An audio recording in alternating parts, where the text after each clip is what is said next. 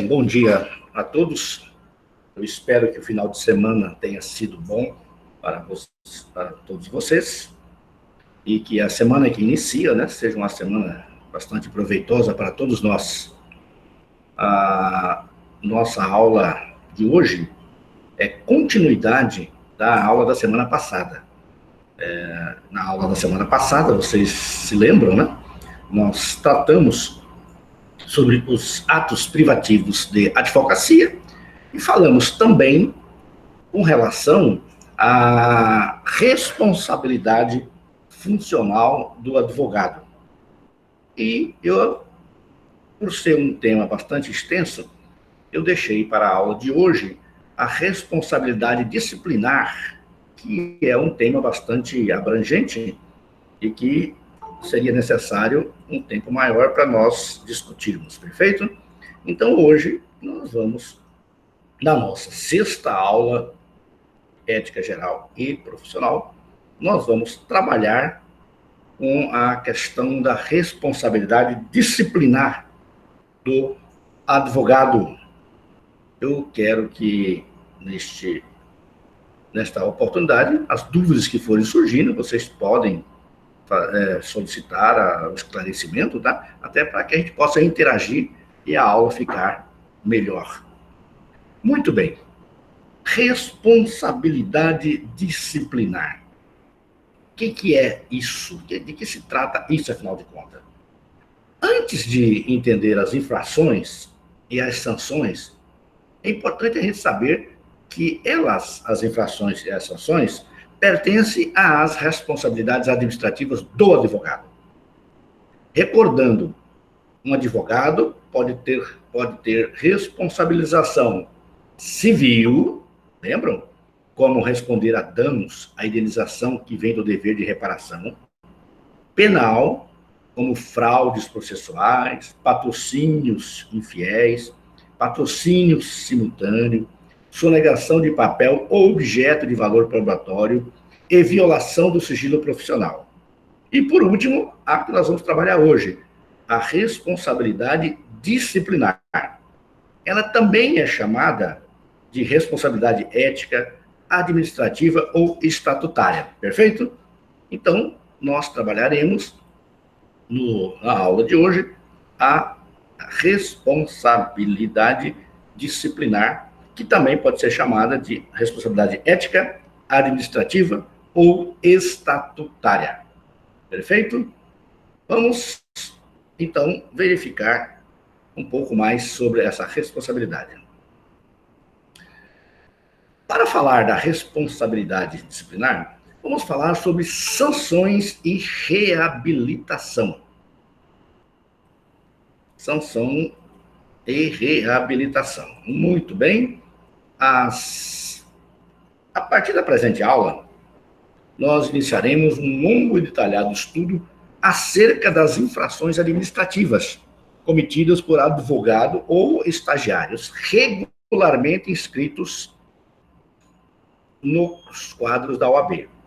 É importante ressaltar, desde logo, que o poder de punir disciplinarmente seus inscritos compete exclusivamente à OAB. Apenas a OAB pode punir, do ponto de vista disciplinar, os seus inscritos. Perfeito? Então, vamos seguir. Com relação às sanções, quando se constatar indícios de cometimento de infrações, deverá haver um processo disciplinar para averiguar a veracidade ou não dessas suspeitas. Caso confirme a transgressão de algum preceito ou norma de conduta profissional, haverá imposição de sanções administrativas ao advogado ou estagiário.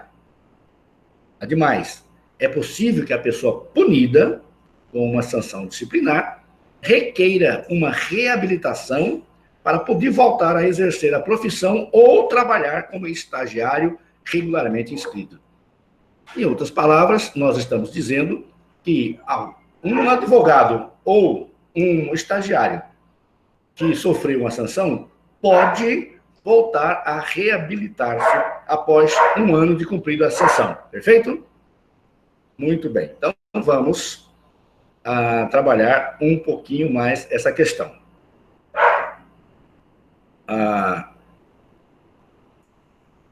Uma questão didática, vamos começar o estudo de todos esses institutos pelas sanções disciplinares e a possível reabilitação da pessoa que cometeu a infração. Então, vamos começar por esse aspecto para ficar um pouco melhor do ponto de vista didático. Prescrição da pretensão punitiva.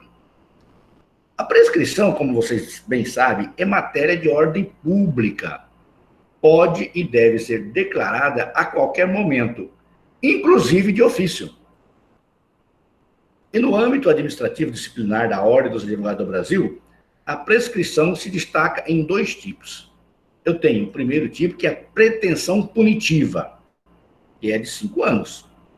E a prescrição intercorrente, que é de 3 anos. Vamos verificar o que muda de uma para outra. Essas duas espécies, esses dois tipos de prescrição. A partir da constatação oficial do ato, que começa a fluir o prazo de 5 anos referente à prescrição punitiva. Então, a prescrição punitiva, ela vai acontecer a partir da constatação oficial do fato. E, a partir desse prazo, em 5 anos, ela vai prescrever, perfeito? Eu estou me referindo à prescrição da pretensão punitiva, que se consuma se não houver julgamento pelo Tribunal de Ética e Disciplina, pelo Conselho Seccional ou pelo Conselho Federal. Perfeito? Então, conforme a esfera,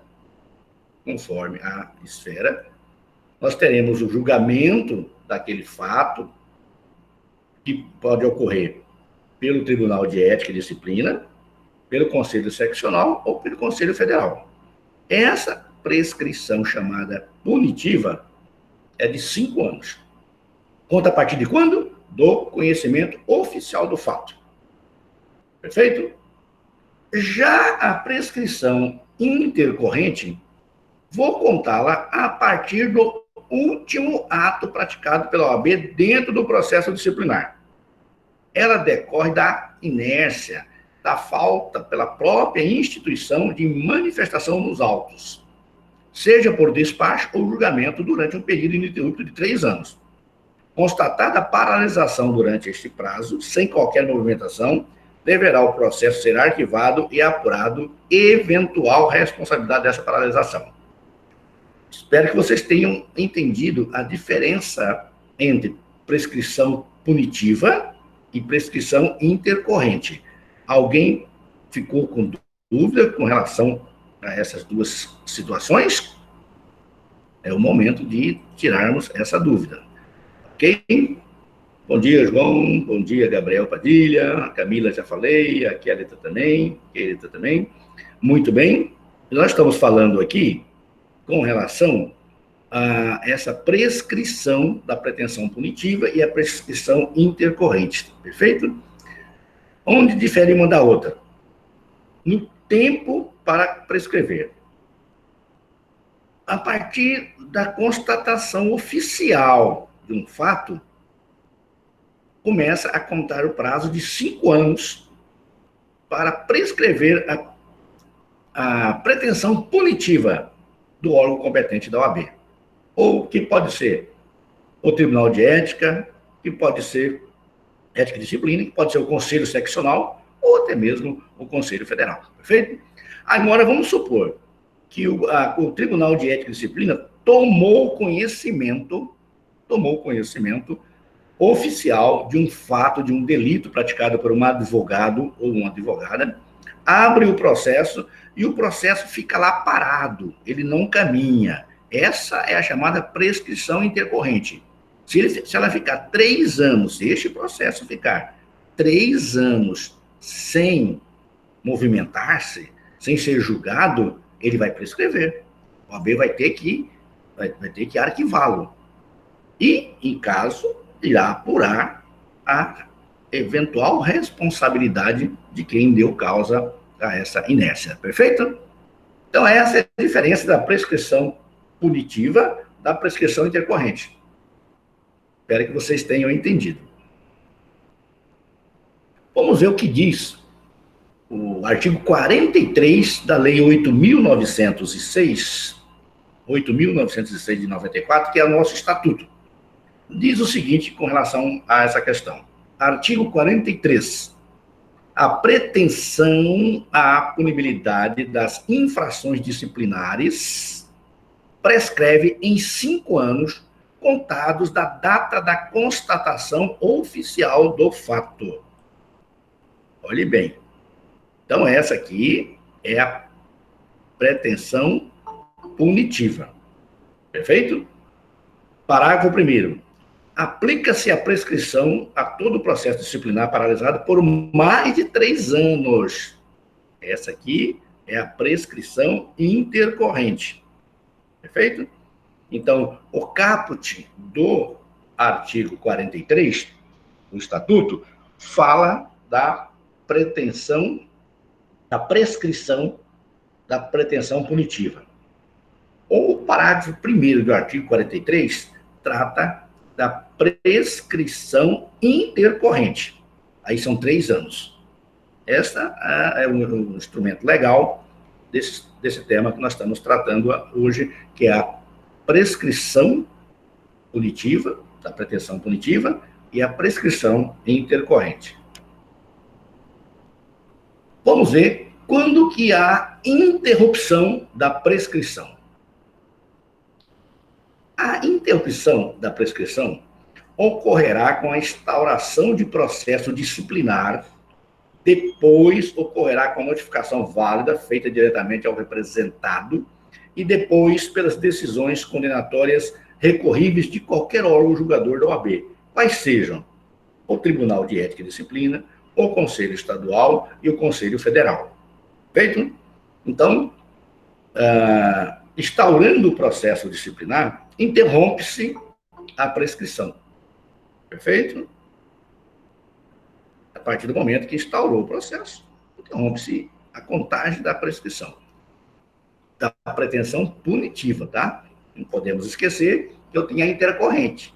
Se o tribunal ficar com o processo lá 3 anos sem manifestar nele, sem praticar nenhum ato, ocorrerá a prescrição intercorrente. Vamos ver o que diz o artigo 43, parágrafo 2º.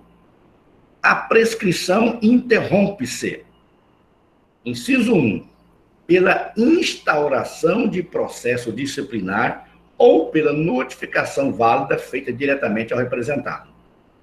Então, vamos imaginar que um advogado ou advogada comete uma infração prevista no nosso estatuto e é denunciado no Conselho de Ética da OAB. A partir do momento que a OAB, o Conselho de Ética, acatou aquela denúncia, instaurou um processo disciplinar, começa a contar o prazo de 5 anos da prescrição. Tá? Também pode ser contado pela notificação válida feita diretamente ao representado. Feito? O inciso 2 do artigo 2º, do parágrafo 2º do artigo 43. Pela decisão condenatória recorrível de qualquer julgador da OAB.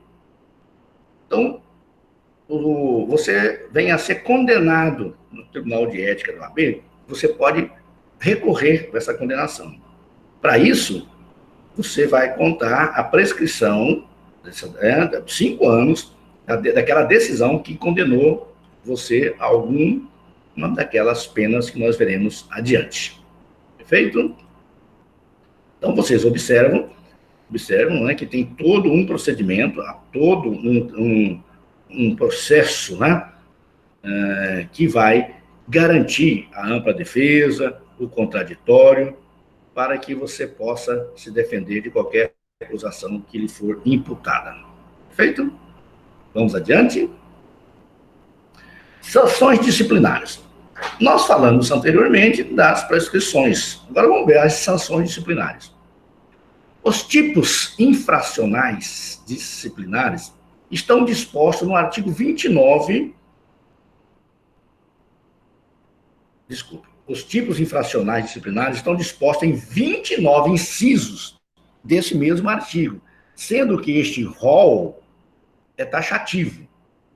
Naturalmente, há infrações mais gravosas que outras, exigindo que as sanções disciplinares sejam graduadas de acordo com a gravidade, as consequências e a prática reiterada da conduta. Assim, vamos encontrar positivada no Estatuto quatro sanções. Observe, você está escrito errado. Essas sanções é com C cedilha, por favor, tá? Aqui, ó, sanções é com C cedilha. Disciplinares a saber. São 4 sanções disciplinares a saber. Eu tenho a censura, a suspensão, a exclusão e multa. Onde estão previstas essas sanções? No artigo 35 do Estatuto. Quero lembrar para vocês que a censura pode ser convertida em uma simples advertência, tá? Mas, basicamente, nós temos 4 sanções disciplinares. Perfeito? Censura, suspensão, exclusão e multa. Vamos ver ainda sobre a censura. Sendo a censura, né, é a sanção mais branda. A finalidade primordial da censura é a perda da primariedade. Consiste na anotação da punição dos assentamentos do advogado após trânsito em julgado da decisão condenatória e não está sujeita à publicidade. Ou seja, um advogado que recebeu uma censura, ele vai ter anotada aquela censura no seu histórico lá na OAB, mas não vai ser dado publicidade. Perfeito? Não será levado a conhecimento de todo mundo. É uma sanção, porém, que faz com que o advogado perca a primariedade. Quando que se aplica a censura? Ela é aplicável nas hipóteses de infrações previstas pelos incisos do 1 ao 16 e o 29 do artigo 34. Se você pegar o seu estatuto, lá no artigo 34, nós vamos ver. Constitui infração disciplinar. 1. Exercer a profissão quando impedido de fazê-lo ou facilitar, por qualquer exercício, ao não inscrito, proibido ou impedido. Então, é algum advogado que for pego cometendo uma dessas infrações, irá responder por censura. 2. Manter sociedade profissional fora das normas e preceitos estabelecidos por esta lei. Nós já vimos que o advogado, a atividade de advocacia não pode estar envolvida com outra atividade comercial, com atividades comerciais, outras, perfeito? Então, quem faz para receber uma censura. Além desses artigos, esses artigos estão todos previstos lá no artigo 34, esses incisos estão lá no artigo 34 do Estatuto, tá? Bem como infrações contra preceitos do Código de Ética e Disciplina, e aos que transgridam outros preceitos da lei de regência para os quais não haja sido combinada sanção mais grave. Então, resumindo, o que nos interessa saber é que o advogado, ao cometer uma falta leve, ele vai responder por uma censura, ele vai receber uma censura. Esta censura faz com que ele perca a sua primariedade. Porém, não é publicada a censura. Ela fica anotada na ficha do advogado. Perfeito? A censura poderá ser convertida em advertência a juiz da OAB, desde que presente circunstância atenuantes. Tá? Isso está elencado lá no artigo 40 do Estatuto. Então, é possível converter a censura em advertência. Convertida a censura em advertência, esta não será anotada nos assentamentos do advogado, tão somente constará dos cadastros internos para fim de registro de antecedentes. e tal como a censura, não será objeto de publicidade. Então, vocês observem que, se a OAB entender que não é tão grave assim, ele pode converter a censura em advertência. E a censura, ela é anotada na nossa ficha lá. A advertência, não. É apenas um registro interno para, no futuro, verificar se a gente não voltou a cometer o mesmo ato. Perfeito? Vamos buscar lá no Estatuto, a base legal do que nós falamos agora. É o artigo 36. Olha o que diz lá. A censura é aplicável nos casos de 1.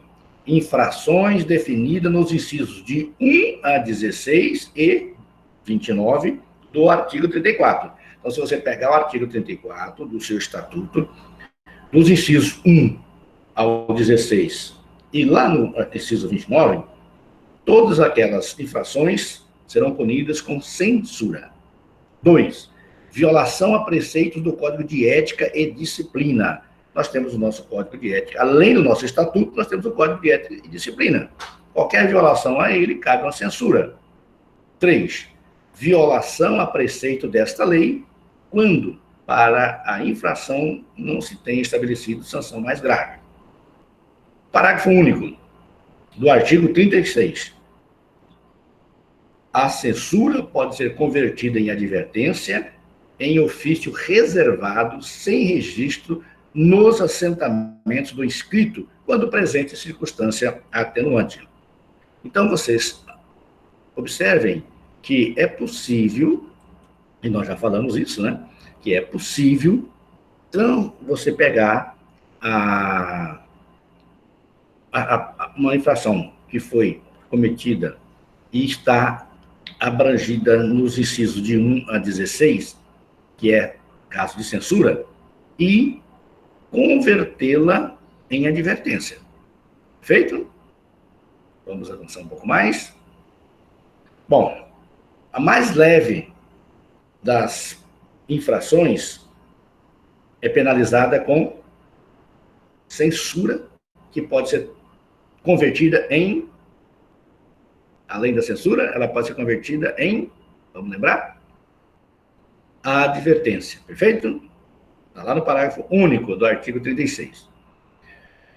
Agora, se o advogado ou advogada comete uma infração um pouco mais grave, ele vai ser apenado com a suspensão, ou seja, ele, pelo período em que ele estiver suspenso, ele não poderá praticar atos privativos da advocacia. Onde eu vou encontrar essas infrações, esses incisos que estabelecem a infração de suspensão? Estão lá no artigo 34, do inciso 17 ao 25, tá? Então, já são situações mais graves, já são infrações mais graves. Vamos ver a 17, o inciso 17. Prestar concurso a clientes ou a terceiros para a realização de ato contrário à lei ou destinado a fraudá-la. Esse é o inciso 17. Então, se um advogado, junto com o seu cliente ali, quiser fazer um ato para fraudar a lei, ele vai correr o risco de ser suspenso. Vamos ver o outro.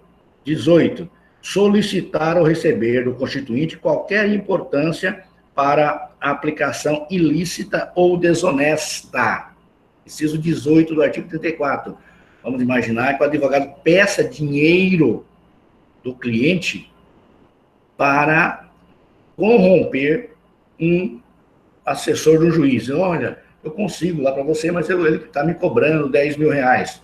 Se o advogado fizer isso, for denunciado, ele vai responder um processo administrativo e corre risco de ter suspenso a sua autorização para praticar atos de advocacia, tá? Porque essa suspensão importa na proibição do exercício de advocacia em todo o território nacional pelo prazo mínimo de 30 dias e máximo de 12 meses. Então, conforme a gravidade, a suspensão pode ir de 30 dias a 1 ano. É importante frisar que a suspensão do exercício profissional não retira do representado a qualidade de advogado, razão pela qual permanece obrigado aos deveres habituais da classe profissional com pagamento de anuidade e conduta ilibada. Então, vamos imaginar que um colega sofreu, né, a pena de suspensão por 60 dias. Durante aqueles 60 dias, ele continua advogado, ele continua com todas as obrigações do advogado, porém, ele não poderá praticar atos.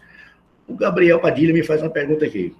Professor, a comissão de ética pode aplicar pena de censura e suspensão a servidor de maneira habitual apresentar-se embriagado ao serviço ou fora dele? Gabriel, o Tribunal de Ética e Disciplina, que nós estamos tratando aqui, que é o da OAB, ele só aplica pena aos membros que estão inscritos na OAB, a advogados e estagiários, perfeito? Eu acredito que você está querendo referir-se à comissão de ética de órgãos públicos, seria isso? Normalmente, as secretarias possuem comissões de éticas. E o que ocorre é que a comissão de ética dessas instituições poderá abrir um procedimento, sim, e verificar a situação do servidor. Agora, há de lembrar o seguinte, a embriaguez é considerada doença, tá? Então, um servidor que habitualmente apresenta embriagado ao serviço, né, ele pode ser afastado para tratamento. A embriaguez, o alcoolismo é considerado doença, perfeito? Mas não é o caso nosso aqui na OAB, tá? Porque a OAB não trata de servidor, ele trata do advogado e dos estagiários, perfeito? Vamos seguir? Muito bem. Então, eu estava dizendo para vocês que o advogado suspenso, ele não pode praticar os atos privativos da advocacia, perfeito? Se vir praticá-lo, irá responder por isso.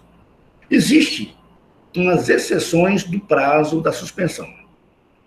Importa salientar que a suspensão aplicada em decorrência das infrações previstas pelos incisos 21, 23 e 24 não respeita o prazo máximo de 12 meses, sendo prorrogável até o cumprimento de condição futura pelo representado. Observem vocês o que nós dissemos antes ali. A gente falou que a suspensão tem o prazo mínimo de 30 dias e o máximo de 12 meses. Porém, se essa suspensão for em razão do inciso 21, vamos ver o que diz o inciso 21. Recusar injustificadamente a prestar contas ao cliente de quantias recebidas dele ou de terceiros por conta dele. Então, vamos imaginar que o advogado receba o valor que o seu cliente ganhou numa indenização de danos morais e materiais. E esse advogado não repassa o valor para o cliente e não presta conta. O cliente pede a prestação de conta e ele não presta conta.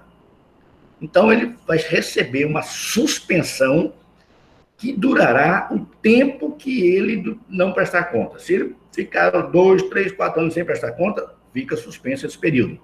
Feito? O inciso 23. O inciso 23, deixar de pagar contribuições e multas na OAB. A OAB, nós pagamos uma anuidade lá. Se você deve aquela anuidade, você pode ser suspenso e essa suspensão durar o tempo em que você estiver em débito, estiver inadimplente com a OAB. Feito? E também o 14. O que diz o 14? Deturpar o teor. Só um minutinho. Na verdade, não é 14. É o 24, viu? Esse aqui que está no 14 é 24. vamos ter que corrigir depois, perfeito? Inciso 24. Incidir em erros reiterados que evidenciem inépcia profissional.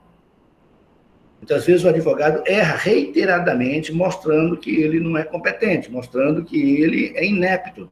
Nesse caso, ele pode suspender, ele pode receber uma suspensão até que ele se faça uma reciclagem e volta à atividade normal dentro do nosso meio.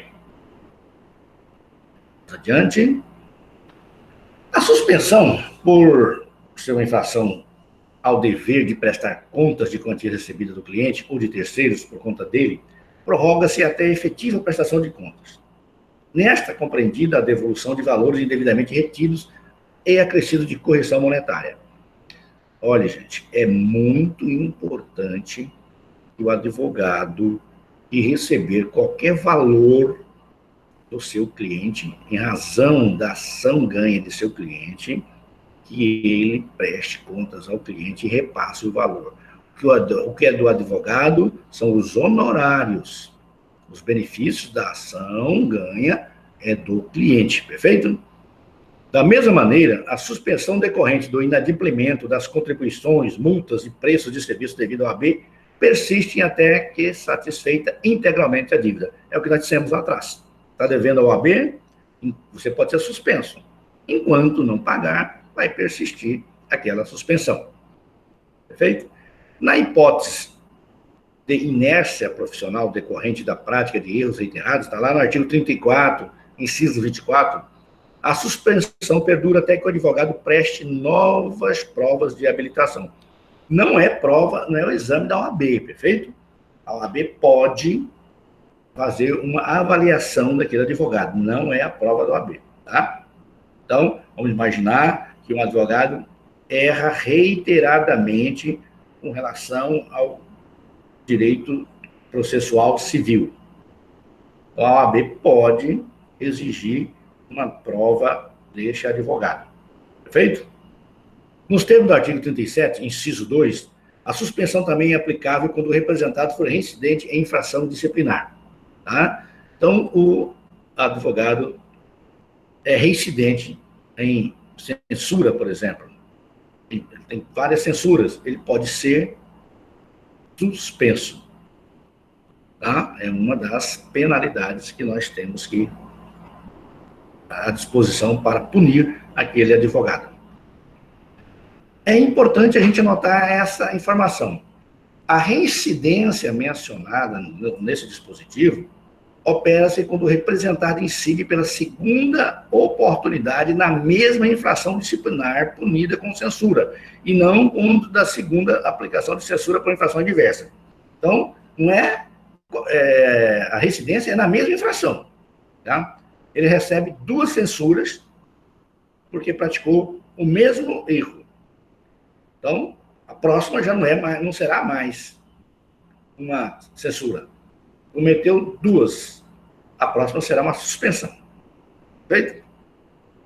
É importante frisar também que a suspensão do exercício profissional não retira do representado a qualidade de advogado, ele continua sendo advogado, razão pela qual, né, permanece a obrigação dos deveres habituais da classe profissional, como pagamento da anuidade, conduta ilibada, etc. O artigo 37 do Estatuto diz lá: a suspensão é aplicável nos casos de infrações definidas nos incisos 17 a 25 do artigo 34, e reincidência em infração disciplinar. Isso foi o que nós falamos ali anteriormente, né? O parágrafo 1º, a suspensão acarreta ao infrator a interdição do exercício profissional em todo o território nacional pelo prazo de 30 dias a 12 meses, de acordo com o critério, né, que o Tribunal de Ética definir.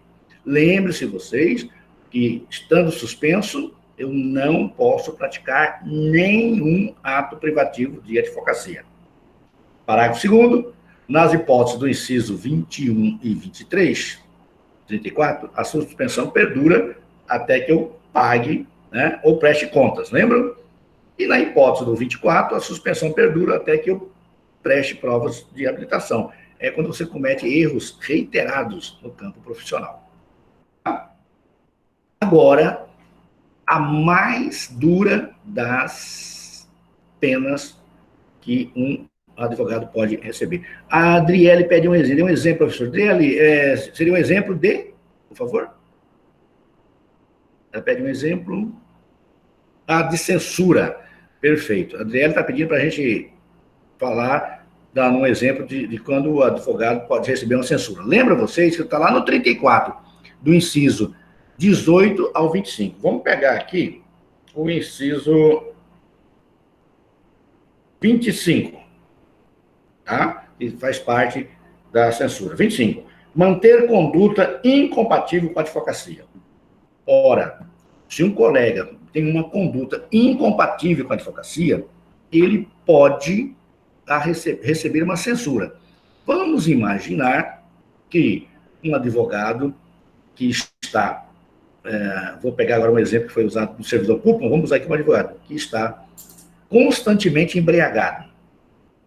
Ora, não fica bem para a nossa profissão. Neste caso, ele pode receber uma censura. Feito?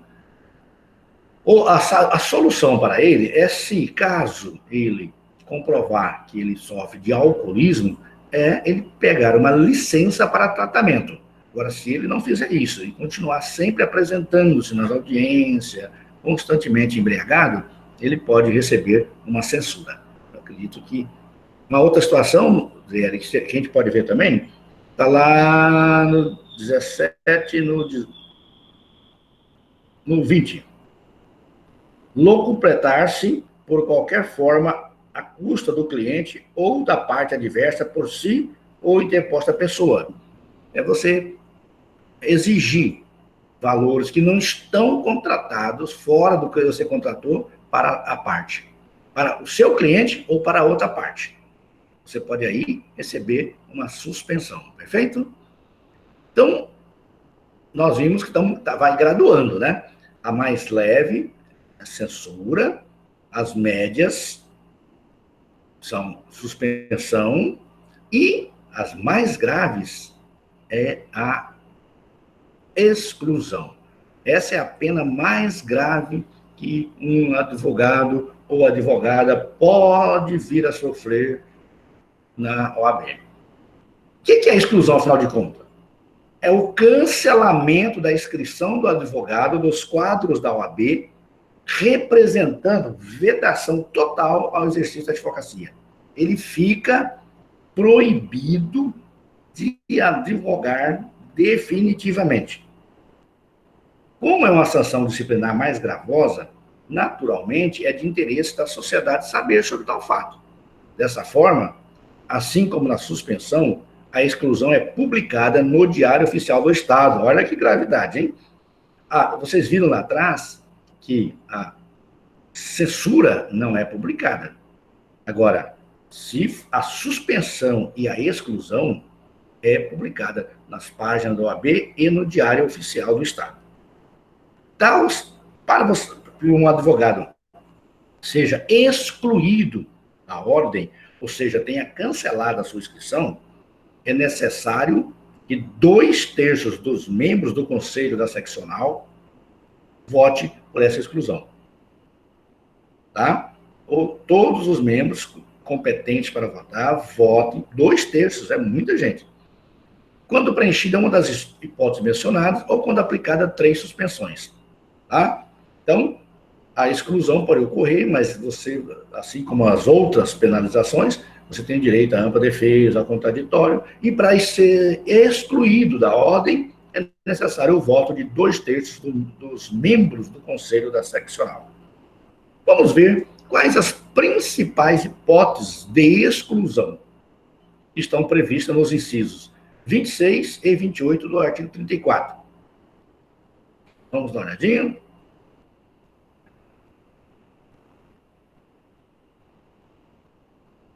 Então, as principais hipóteses de exclusão estão lá no 26 ao 28 do inciso do artigo 34.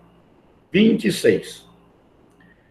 Fazer prova de qualquer dos requisitos para fazer falsa prova de qualquer dos requisitos para inscrição na OAB. Fazer falsa prova.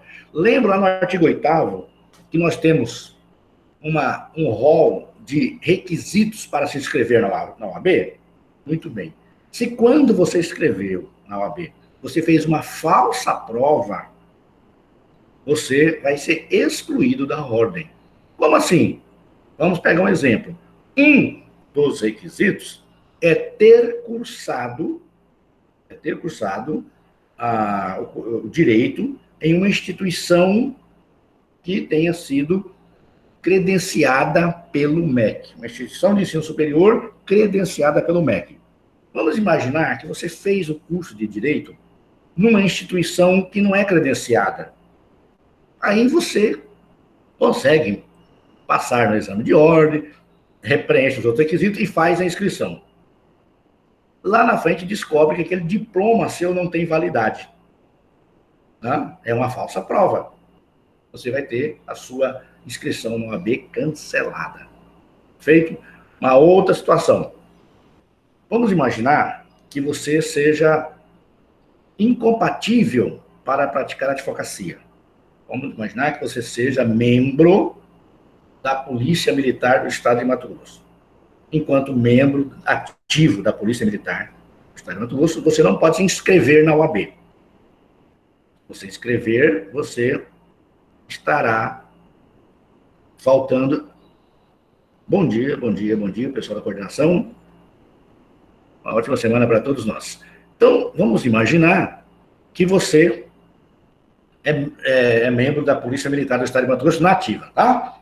Quando você for fazer inscrição lá na OAB, você assina uma declaração dizendo que você não ocupa nenhum cargo de impedimento ou incompatibilidade para a advocacia.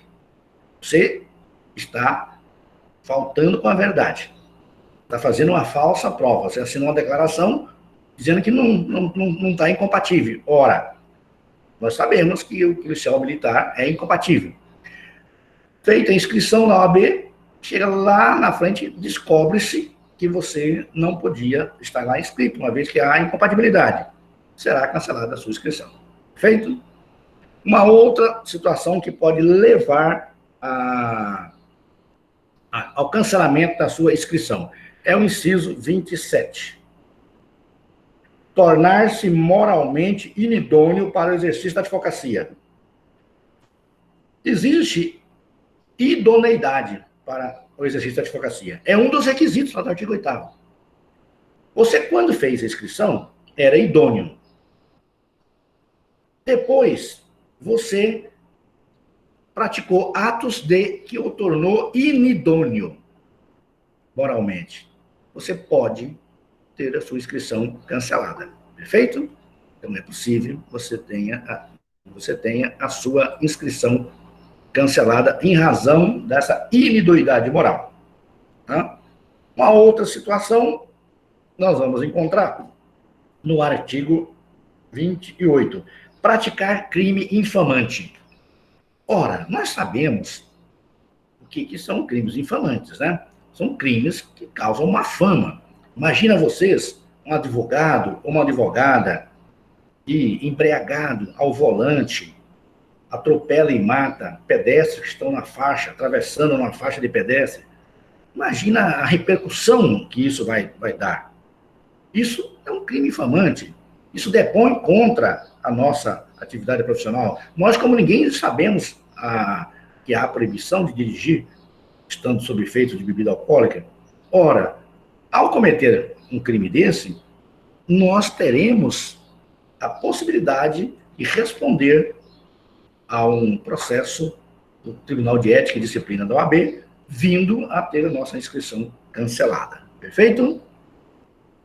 Alguém teria alguma questão a colocar nesse momento? É a oportunidade. Tá? Vamos avançar um pouquinho. Eu sei que é um pouco cansativo, por isso que eu deixei para uma aula separada, essa aqui, exatamente porque trata-se de texto legal, né? E fica assim um pouquinho cansativo mesmo, mas vamos lá, vamos avançar. O artigo 38 traz: a exclusão é aplicável nos casos de aplicação por 3 vezes de suspensão. Se o advogado receber 3 suspensões, o próximo que ele aprontar, ele vai ser suspenso. Ele vai ser excluído, desculpe, vai ser excluído da ordem. 2. Infrações definidas dos incisos de 26 ao 28 do artigo 34. Essa nós lemos aqui agora. Essa nós falamos agora aqui. E apresentar falsa prova, inidoidade moral e prática de crime infamante. Perfeito? O parágrafo único diz: para aplicação da sanção disciplinar de exclusão, é necessária a manifestação favorável de 2/3 dos membros do Conselho Seccional competente. Tá? Muito bem. Aí nós temos a outra penalidade, que é a multa. Eu quero lembrar para vocês que a multa é uma sanção acessória. Pode ser aplicado suspensão e multa, tá? Pode ser aplicado censura e multa, ela é acessória. Então, a multa que nós estamos referindo aqui, ela é um tipo de sanção que está prevista no artigo 39 do Estatuto. Ela não é uma sanção autônoma, pelo contrário, ela nunca é aplicada sem outra sanção. Lembra que eu falei que ela é acessória? A sanção de multa é aplicada juntamente com as sanções de censura e suspensão. Dessa forma, ela nunca será aplicada com a exclusão. Então, eu posso aplicar uma censura e uma multa, uma suspensão e uma multa. Mas se for excluído, não há como aplicar a multa, perfeito? Como bem se sabe, a multa é uma sanção pecuniária que deve ser paga em dinheiro. O valor da pena de multa é variável de 1 a 10 anuidades da OAB. Elas devem ser recolhidas no Conselho Seccional da inscrição principal. Tá? Então, se a nossa anuidade hoje está na faixa de R$ 890, essa multa pode variar de 1 a 10 anuidades. Você imagina que é um valor relativamente pesado, né? Então, o artigo 39 diz lá: a multa variável entre o mínimo correspondente ao valor de uma anuidade e o máximo do seu décuplo é aplicável cumulativamente com a censura ou suspensão em havendo circunstâncias agravantes. Tá? Então, é importante que vocês lembrem que eu só posso aplicar a multa no caso de censura e suspensão. Havendo exclusão, não se aplica a multa. Feito? Nós já falamos antes que há atenuantes que interferem na aplicação das sanções disciplinares. Então, quando fazer o julgamento, quando o Tribunal de Ética e Disciplina da OAB vai fazer o julgamento, ele verifica as atenuantes. Essas atenuantes estão lá no artigo 40 do Estatuto. Tá? Artigo 40. Na aplicação das sanções disciplinares, são consideradas para fim de atenuação as seguintes circunstâncias, entre outras. 1. Falta cometida na defesa de prerrogativa profissional. Se a falta que o advogado cometeu foi na defesa de prerrogativa profissional, é um atenuante. 2. Ausência de punição disciplinar anterior. Né? É a primariedade. Se ele nunca foi punido, vai ter ele vindo cometer uma falta, será atenuada. Exercício assíduo e proficiente de mandato ou cargo em qualquer órgão da OAB. Ele participa das comissões da OAB, ele é membro da diretoria da OAB, tem atenuante. 4. Prestação de relevante serviço à advocacia ou à causa pública, também atenuante. Parágrafo único. Os antecedentes profissionais do inscrito, as atenuantes, o grau de culpa por ele revelada, as circunstâncias e as consequências da infração são consideradas para fim de decidir: a. Sobre a conveniência da aplicação cumulativa da multa e de outra sanção disciplinar. B. Sobre o tempo de suspensão e o valor da multa aplicáveis. Então, vocês vão observar que o artigo 40 orienta quais serão essas atenuantes, para caso o profissional venha receber uma condenação. Feito? Nós dissemos lá no início que o advogado pode ser reabilitado quando ele recebe uma punição. Existe no artigo 41 do Estatuto a reabilitação, o Instituto da Reabilitação. O que é isso? Tal instituto remete à recuperação da confiança ou da consideração pública ao advogado anteriormente sancionado. O Estatuto prevê que a reabilitação deverá ser apreciada a pedido do interessado quando apresentar provas de bom comportamento, após 1 ano de cumprimento efetivo da sanção, inclusive a sanção de exclusão. O pedido é personalíssimo, ou seja, feito pelo próprio interessado. Olha que interessante. O advogado que venha sofrer qualquer sanção, ou censura, ou suspensão, ou exclusão, depois de passado 1 ano, ele pode pedir a sua reabilitação. Feito? Para isso, ele precisa provar que melhorou o seu comportamento. Tornou-se uma pessoa idônea, moralmente. Perfeito? Isso vale a reabilitação até para exclusão. Vamos imaginar que um colega teve a sua inscrição no OAB cancelada, após 1 ano, ele entra com pedido e comprova que mudou a atitude dele, e que o fato que levou à sua exclusão, né, ele superou. Então, é uma forma, né, do colega voltar a advogar. Então, é possível, sim, a chamada reabilitação. Como que é esse processo de reabilitação? O processo seguirá o processamento assemelhado ao processo disciplinar, e as provas de bom comportamento deverão guardar relação com a infração cometida. É indispensável que durante 1 ano, após o cumprimento da pena, o advogado comprove que sua conduta no meio social não tenha motivado nenhum processo civil ou criminal, ou ainda inquérito policial. Se a sanção disciplinar tiver resultado da prática de crime apenas após a reabilitação criminal, decretada pelo Poder Judiciário, poderá pleitear a reabilitação disciplinar na OAB. Neste caso, haverá necessidade de outras provas de bom comportamento, porque todas já foram apreciadas em sede judicial. Vamos ver uma situação concreta. Lembra que eu falei para vocês do crime infamante? Muito bem, vamos imaginar que o advogado cometeu esse crime, nós falamos, dirigindo embriagado, veio a matar pedestres que estavam atravessando na faixa própria, e é condenado na justiça criminal comum, né, por homicídio. Muito bem. Houve a condenação dele. Ele responde na OAB e é excluído também da ordem. Muito bem. Se tem condenação criminal, ele só vai poder pedir a reabilitação na OAB depois de pedir a reabilitação criminal e ela ser decretada pelo Poder Judiciário. Então, ele não tem como se reabilitar na OAB se ele não tem a reabilitação criminal decretada pelo Poder Judiciário, tá? Quando é crime que a pessoa respondeu e foi apenado na justiça. Vamos ver o que diz o 41? É permitido ao que tenha sofrido qualquer sanção disciplinar requerer 1 ano após seu cumprimento a reabilitação em face de provas efetivas de bom comportamento. Parágrafo único. Quando a sanção disciplinar resultado da prática de crime, o pedido de reabilitação depende também da correspondente reabilitação criminal. É o que nós falamos. Tá? Se não tem condenação criminal, passado 1 ano, ele pede direto no OAB. Se tem condenação criminal na justiça, aí ele tem que primeiro reabilitar na justiça, para só depois solicitar a reabilitação junto ao órgão competente da OAB. É essa a nossa aula de hoje, em que nós trabalhamos esse tema muito importante na nossa vida profissional, que trata de uma das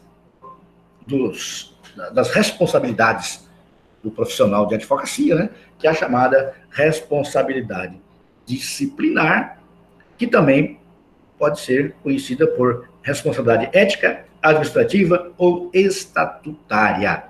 Então, o que é importante que vocês tenham em mente é que há todo um aparato legal positivado que trata dessa responsabilização do advogado na prática do seu dia a dia no campo profissional. Perfeito? Alguém gostaria de fazer alguma pergunta? Eu quero dizer para vocês que nós ainda vamos ter outras oportunidades de trabalhar esse tema, ele não esgota aqui. A próxima aula será um pouquinho sobre ele. A Adriele, pediu para eu aceitar a Bárbara. Cadê? A Bárbara pediu para... Não estou vendo, não encontrei a Bárbara aqui ainda. A Bárbara, ela está tentando entrar. Ela não aparece aqui, Adriele. Opa, deu certo, Bárbara presente. Deu certo, a Bárbara conseguiu.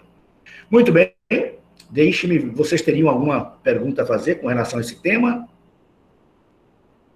Responsabilidade disciplinar, é o momento, se alguém tiver alguma questão a perguntar. Como vocês viram, ele é um tema bastante árido, né? Mas nós temos que tratá-lo, não tem como, porque aqueles e aquelas que pretendem exercer a advocacia precisam ter conhecimento das suas responsabilidades. E elas não são poucas, né? Elas vão abranger a esfera civil, a esfera penal e a esfera disciplinar. Não é simples assim. Então, advogar é realmente uma atividade muito séria e que nós temos que dedicar o melhor de nós na defesa do nosso cliente e nos portar com moral, com idoneidade, né? Com ética perante ao cliente que nos contrata para defender o seu direito. Perfeito? Alguém teria alguma questão ou alguma dúvida que eu poderia esclarecer? Eu digo, como sempre, eu salvo lá no AVA esse material para que vocês possam recorrer a ele, né? Eu quero também lembrar vocês que hoje à noite vence o prazo de responder aquela parcial 1 que está lá no AVA, tá?